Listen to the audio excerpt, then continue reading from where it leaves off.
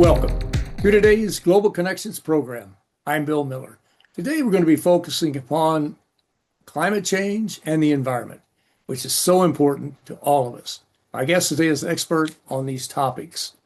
Mr. Felix Dodds has been a leading thinker in global governance, sustainable development, and climate change for 30 years. Now he is an adjunct professor at the University of North Carolina.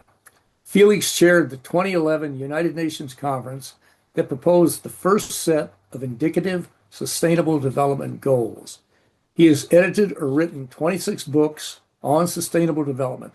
His most recent books are both with Chris Spence, one titled Last Year's Environmental Lobbying at the United Nations, and his 2023 book, Heroes of Environmental Diplomacy, Profiles in Courage.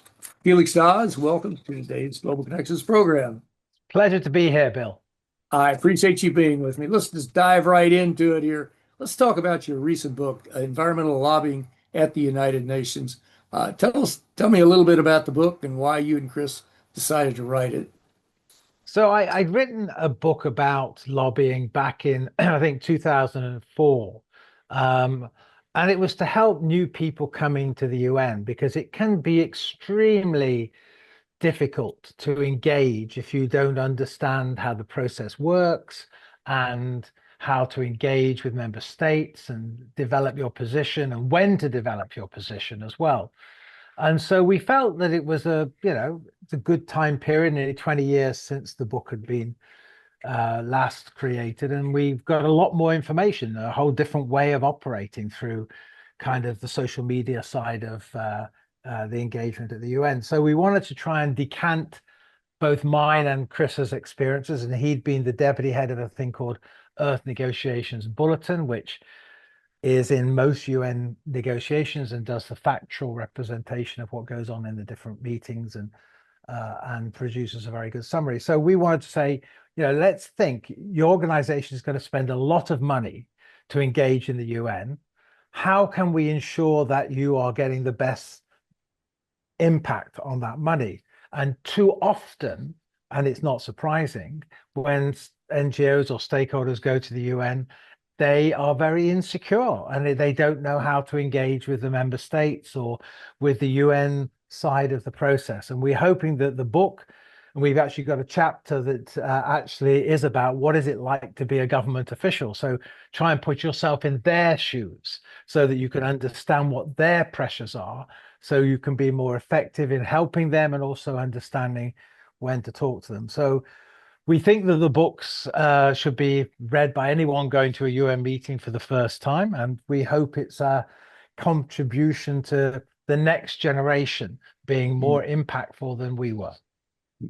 And it's amazing how the United Nations, which comes as a shock to a lot of people, has been the United States' almost number one partner in helping to carry out our foreign relations over the past 80 years, come right down to it. And UN just celebrated its 80th anniversary. And of course, we can see it in so many ways where UN agencies help move ships, mail, weather information around the world. The United States, we're one of the biggest flying nations internationally as far as people going overseas. I think it's like 45% of the international traffic was from the United States. The UN helps us all get to our destination safely. They did a study years ago. New York City, way back, this has been 10, 15, 20 years ago, made over $3 billion a year from what diplomats and tourists spent at the United Nations. Huge infusion into the finances of New York City. Our businesses sell to UN agencies, but the U.S. benefits immensely, which we won't go into today, but from the United Nations. But those are just a few examples. Well, let's talk about on your book. We got so many other things we want to touch on, but Sure. What are the top 2 or 3 tips you could give people just very briefly if you wanted to lobby the UN? Well, you're lobbying governments predominantly, not so much the UN. And Right. I think the issue is to understand the timeline of decision making. And you start from, when does your government decide what its position is going to be going to a UN meeting, because you need to be able to influence that. So that's the first thing. Make sure that you understand and meet with your government before they even enter the process. So number one. Number two, I always told my staff when I ran a non-government organization that they should be spending no more than 20% of their time talking to other stakeholders, that I'm paying them to talk to governments, and they have to get over that little bit of I guess, being a bit in awe of the governments to some extent, to be able to go and talk to the government. So how do you find out who the government officials are? Well, actually, it's not so difficult. You can do that through reading the Earth Negotiations Bulletin from the previous meeting. It'll tell you some of the names. You can then go to LinkedIn and find them, become friends with them, get their email. So you can get a picture of them. So Earth Negotiations Bulletins produces pictures. So if you know what the person looks like, then it's a lot easier to go up and talk to them. So these are very small little things to be able to do. But when you go to the meeting, you should know the names of the key people you want to see. You should have tried to have communicated with them before you arrive. You should have at least shared with them what your issue was to understand where they were going to be. And remember that when you meet them, the objective isn't for you to talk, but it's to try and get them to talk. And so present a little bit of your ideas and then try and get them to share with you what their position is going to be. And I guess one thing I would just say, too often stakeholders kind of treat the officials of a government like the US that is at this point, shall we say, not in favor of multilateralism in a negative way. And you have to differentiate between the political appointments and the civil service. The civil service will be there when the next administration comes in. And so your work, you should be able to work with the civil servants, even when they, shall we say, are expressing positions you don't agree with. But they're having to do that because they are under political action to do that. But become friends with them, because 4 years later, there may be a different government in power, and they'll remember the people who treated them well during that period when they had to represent views that they didn't agree with. That's absolutely true. And those are very excellent tips on how to prepare and to engage successfully with the governments at the United Nations, all 193, if that be the case. But it's so critical also to learn more about the organization. And unfortunately, we don't teach the UN in our schools. Media do not cover the UN. They just given up on, well, the media don't understand it in most cases, nor do the politicians, unfortunately. But the UN is absolutely vital to all of us, touches our lives every day, and we really need to learn more about it. It's a complex organization, but it's still, when you look at all the parts, it makes sense with Yes. what they're doing, with no doubt about it. Well, let's talk about a little bit more in depth of what you're concerned. I'm concerned. All of us are concerned about the environment. The UN just completed its 80th, or is completing its 80th anniversary. It was created on June 26, 1945. What what would you suggest to the UN to help it to improve or to beef up its outreach to preserve the environment, to help us understand more about the environmental dangers? So I think the environmental dangers, we have a pretty good idea what they are. Whether we're addressing them or not as effectively as or as effectively as we could, I think is the question. And I think UN80, part of it is a cost-cutting exercise, because the US has reduced the amount of money that it's going to commit to the UN, and other countries, the UK, Germany, France, are reducing their overseas development aid as well. So the amount of money for multilateralism is actually reducing, while at the same time they're increasing their defense spending.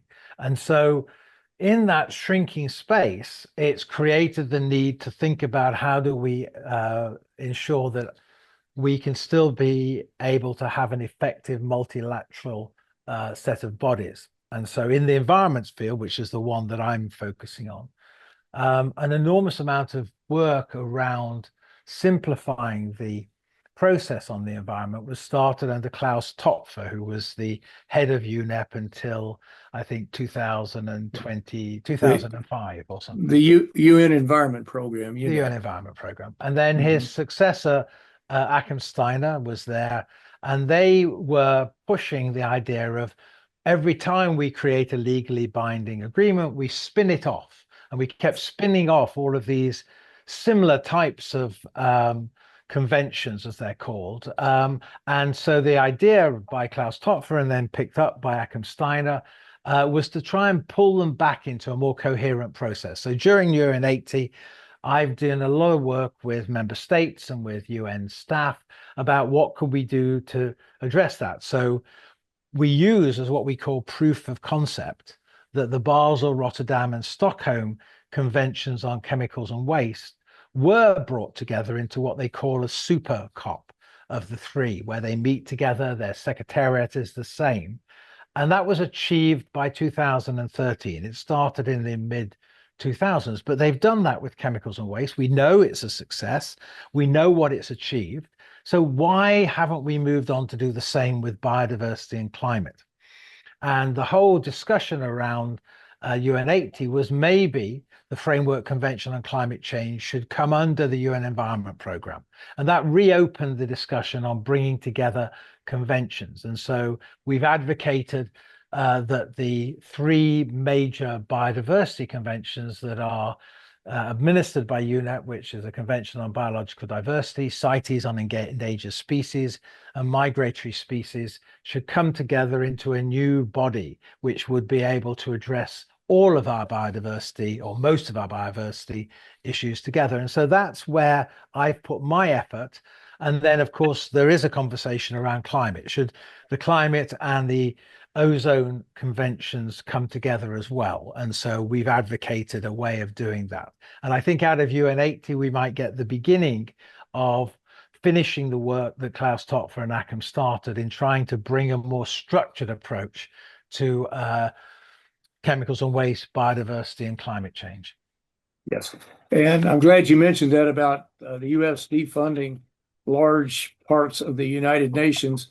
And of course, these elements were defunded, especially organizations like the World Health Organization, all benefit the United States as other countries around the world. And of course, we did this, I think Donald Trump did it years ago when he was president.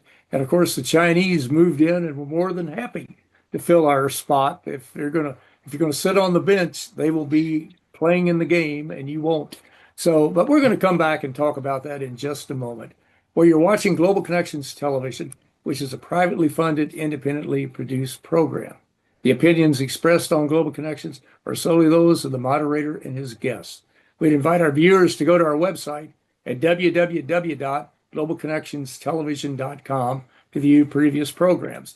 Also, if you're involved with a PBS or community access television station, or perhaps an educational institution that has an intra-campus television hookup, or you have a podcast, or you just have a computer and you like our shows, you would like to share them, please feel free to do so. Global Connections Television is provided at no cost as a public service to help us better understand international issues and how they impact our lives. Today we're talking with an expert on the environment and the United Nations, Mr. Felix Dodds. He has been a leading thinker in global governance, sustainable development, and climate change for 30 years. Felix, we are talking about the UN and 80th anniversary, and there are several conferences. It's going to be a remarkable year for a couple of conferences coming up. One's the Rio Convention, the UN Convention on Desertification, which is going to take place in August, the UN Biodiversity Commission in October, and the UN Framework Convention on Climate Change in November. Briefly, what do you expect out of those four conferences? Or what do you hope will happen? I mean, these were the three conventions birthed out of Rio in 1992, and they're very important because they address critical areas that we need to in a sense, move forward on. So I'm going to take the weakest one first, which is the Convention on Desertification. And in the context of that, there's one issue, I think, in particular, which it's addressing and which could become really important, which is the issue of soil.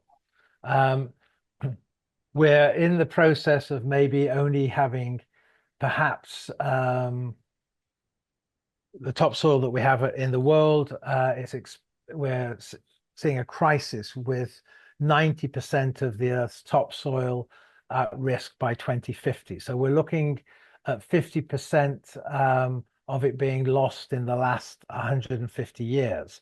And of course, topsoil is really important because it's where our food grows. And unless we address soil in a really important way, we've probably got no more than 60 to 100 harvests left. And that's the place where the UNCCD can start to develop perhaps a legally binding agreement on soil. The biodiversity COP, also really important because it developed the global biodiversity framework 2 years ago. And in that, it has a target 7 for reducing nitrates or pollution by 50% by 2030. And the problem with that is we're not going to achieve it. And there needs to be a real look at how can we address the issue of nitrogen through transition plans. And that's an area that the Biodiversity Convention could play a critical role in. And then that brings us to the Convention on Climate Change. And I mean, we could talk about this for the rest of the day, but it's also addressing some critical issues. But this is not one of the main meetings. So the next main meeting will be in 2028 when there'll be a global stock take of where we are. What was important was the work that took place in Berlin in trying to amplify the space. While it's difficult to move forward the political discussions because of the way the world is at the moment, they tried to move forward the coalitions of the willing. Those countries that wanted to work together on methane or other issues were given a larger space in what was called the Blue Zone. And I expect both the Turkish COP31 and the Addis Ababa COP32 will expand the space for coalitions of people who want to work together and actually just get on with it. You mentioned the coalition of the willing, and I think that pretty much summed up where we are today. We saw where the United States has pulled out of the Paris Climate Agreement. We also pulled out of the UN Framework Convention on Climate Change, and the Trump administration is rewriting the scientific information and studies to make them more carbon dioxide friendly, I guess is the way to put it. And all of this is counterproductive to what's going on. But the majority of the countries, even though the United States is going to be spending billions to prop up a failing coal industry, which is dying more every day, which we still need to help the coal miners. I'm not arguing that. But the industry itself is just not competitive. It can't compete with solar, it can't compete with wind. But where does that leave the United States? I mean, we are the odd country out, and these other countries are moving forward on clean energy, on energy development, that type of thing. And we're going backwards into the Well, 19th century. So where does that leave us? well, I think that it leaves us some places. So I think just as with the Trump one, it's up to the state level governments, California, um, Arizona, North Carolina, New York, to move and take the leadership, and local government cities to take the leadership. Industry, though, many of the key industry leaders from the first Trump administration are not taking the same leadership role that they're in the second. And other key stakeholders, they can make a difference. But we are seeing that China is picking up the leadership role. And I mean, if you just look at, and I did just before we came on, how many electric cars, percentage of the cars were electric in in January, and it had dropped from December of 26% of cars sold being electric to 6% in January, which is the effect of taking off the subsidy, but also the effect of people feeling, well, the cars, we don't necessarily need to get an electric car. But if you compare that to Norway, where in January they only managed to sell 7 cars that weren't electric, not percentage, but 7 cars that weren't electric. Other Total of places, 7 cars. just 7 cars. Whoa. And so I think you've just got to recognize that we're in this period where America is going backwards. It's doing the same with solar and wind. Canada's just announced, as I think you will remember, in December, a 1.2 billion fund to try and take our scientists and researchers. France, Germany, Spain, Portugal are offering very good deals for our scientists to move over there if they're not going to be recognized here. We're going to see a brain drain to other places. And who's at the front of producing solar, wind, and battery? It's China. China's electric cars are better than the Tesla, and I have a Tesla. And China's just done a deal with Canada to sell their electric cars to Canada. So we're going to see them there. We don't see them here in the US because of the tariff issue predominantly. Mhm. A high-ranking spokesperson for Ford Motor Company said that if the Chinese continue on the path they're on, and they are continuing, and we continue on the path we're on, that Ford may be out of business in the not too distant future. But the Chinese are dominating the electric vehicle market, and it's going to only increase. And it's mind-boggling why we're not competing, and we could have been competing, especially with the infrastructure development bill and some of the bills that came out of the Biden administration that were basically negated. And we could be competing, but we're certainly not. Well, let's talk in the last few minutes we have of our quest to overcome this global climate change, or I call it a climate crisis. It's no longer change. We're into that. The goal, I think, of the intergovernmental, the IPCC, was for 1.5 centigrade or 2.4, 2.7 of Fahrenheit to hold that, not go above that. Where are we in that battle? I think we've lost it. I mean, I think we've lost 1.5. So we're in the period of 1.5 to 2. There are many who would like to try and accelerate um, the advancements of new technologies so that perhaps we can somehow capture back 1.5. And I wish them luck. But I think we now need to look at a world of between 1.5 and 2 degrees. So I would be planning for a 2-degree world, and what would our countries, the different countries, our communities need to do to be able to serve their community in a world that will drastically change by 2100. And we had plenty of warning way back in the 1990s. Even people like Al Gore, they were writing books on this. Of course, we've known about climate change. The fossil fuel companies have known about it since the 70s. And they even did studies on it, pointing out how detrimental it was to the environment. Yet we continue to push forward on this fossil fuel myth. And we get weaker every day. Other countries are getting stronger and stronger. And we're going to wake up one day and decide this is not where we want to be. Well, in the last minute and a half we have, what did we not cover today that you want to convey to the folks around the world? That's, we all have to try and do our own bit. We can't just rely on the governments. If you are going to get another car, try and get an electric car. If you're going to, try and reduce your energy bill, which I've done by putting solar panels on the roof. Now's the time to try and do those kinds of things. And I guess the important thing is not to lose hope. There's lots of great examples out there in the United States where people are doing the right thing because they understand the challenges that we might face. And I think what we will see, at least in the short to medium term, perhaps reframing some of this around the issue of health. might actually be a better way than fighting over climate change. How will this affect our health as we move forward? That might be an easier window to have conversations across the political spectrums.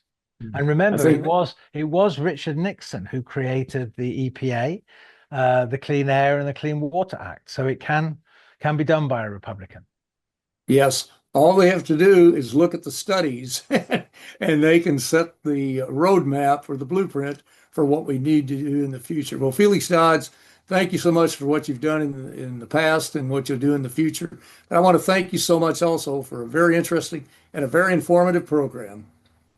Always pleased to be with you, Bill. And thank you for your work. Thank you. My pleasure.